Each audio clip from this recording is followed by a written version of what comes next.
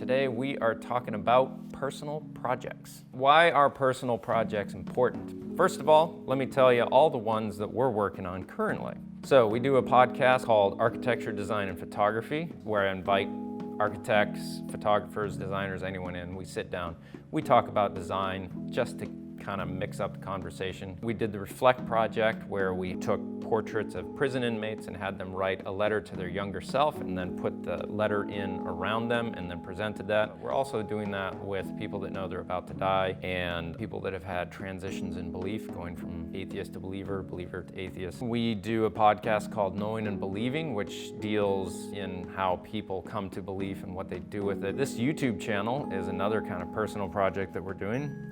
We do self-assignments occasionally. I'll assign myself, all right, 2 weeks from now I'm going to go down to New York City and I'm going to take a bunch of exterior images of buildings just to see what I can get, see if it could help out my portfolio.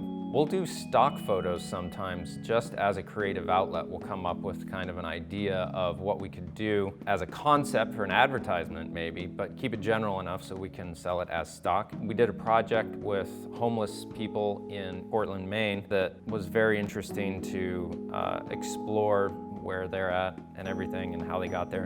And then also we have a whole nother entity called Vast Noodle where we push a lot of these personal projects. That's 8 different things aside from just taking architectural photography. Why on earth would I busy myself with all these things rather than coming into work every day and making sure I'm shooting more and more architecture? It's good that you asked.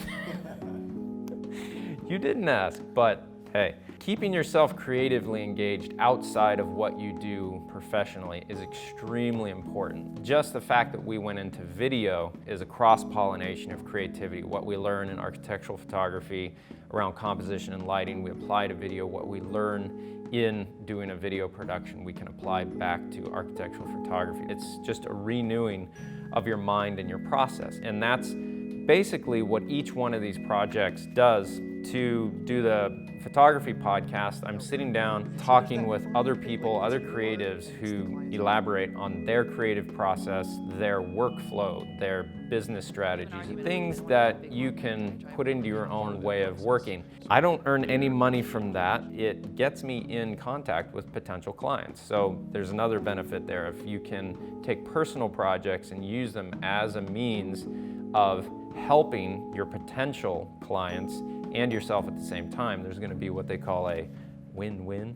By us doing the Reflect project, we got a lot of comments just from our existing clients about how much they appreciated it, and it just upped the notch of what we do in their perception. It also fed us creatively and gave us a lot of confidence, and we then start to get kind of a broader diversity of work. I wanted to do something that more directly impacted people in a social manner rather than just in a design material world. It got into the inner workings, interactions of people in their day-to-day lives. So it's a completely different subject matter, but still something that we took our creativity to focus on. We not only had the images in a gallery where a lot of people came to see them, but we were also able to print those images small, put them on a clipboard and package them up in a nice way and send them out to potential clients. And it's a good way to just get more of what you're doing, what you're capable of doing out. With the YouTube channel that we're doing here, it gives us a lot of feedback of how to, for one, interact with social media, engaging an audience, building an audience to then contribute, share with, get feedback,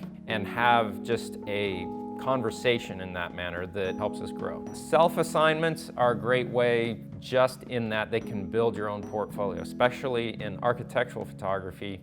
You can go out anywhere and take a lot of photos of really nice architecture. You can build a lot of your portfolio just off of your own blood, sweat, and tears, which is opportunity. So stock photography, for me, that was a great thing starting out because a friend of mine that's a commercial photographer as well, we would give each other assignments back and forth to challenge ourselves to come up with a concept and shoot it, and then we would take those and put them on stock agencies. And it was of my wife taking 2 trash bags and running out of our house to chase down a trash truck. And I submitted it, I believe at the time, to iStock Photo. I got a thing back from iStock eventually that said, hey, you made it into the top 100 of Image of the Year. And that was really cool. And then the next week, they said, you've made it into the top 10. I was like, wow, that's great. And I looked at the other 10 people in there for contention. I was like, wow, I'll never win, blah, blah, blah. A week later, they called me up, or I think I got an email, and I won $5,000 before really anyone had paid me to do anything. If you've got the time, is a great way of just honing your skill and learning while no one's paying you to do anything. You can work on those kind of things, fail, not harm your reputation, where you still have an end result that you can sell. With the Homeless Project we had done really helped me understand that I wanted to work more and more with things that were going to be directly helping people. It encouraged me to continue to grow that side of what I do creatively.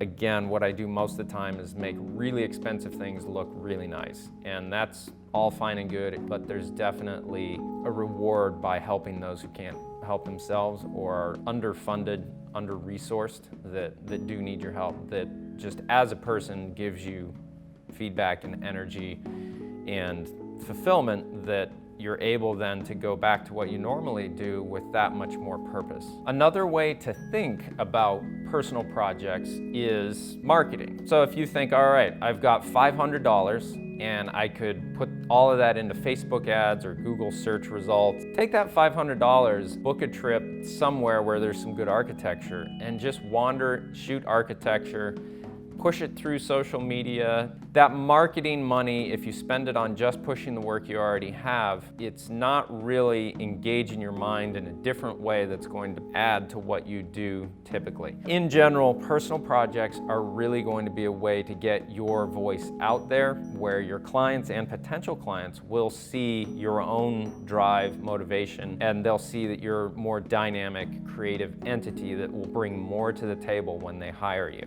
You have to deliver for what people pay you to deliver. So you have to keep in the back of your mind what you've been successful at, why you've been successful, how you've done it, and you have to cover those bases. You also need to continually improve and expand. If you're not doing that, you're going to stagnate and other people will pass you by. Let that bite at your heels and keep you awake at night. Anything you can come up with that's original from your voice, things that you're interested in that have nothing to do even with the subject matter that you always shoot, highly recommend using personal projects as a way of rejuvenating yourself, helping your own business, and just regaining that energy to put back into what you do is just so extremely important. And again, subscribe, share, all that. It helps us out a lot, and we'll keep making these kind of videos.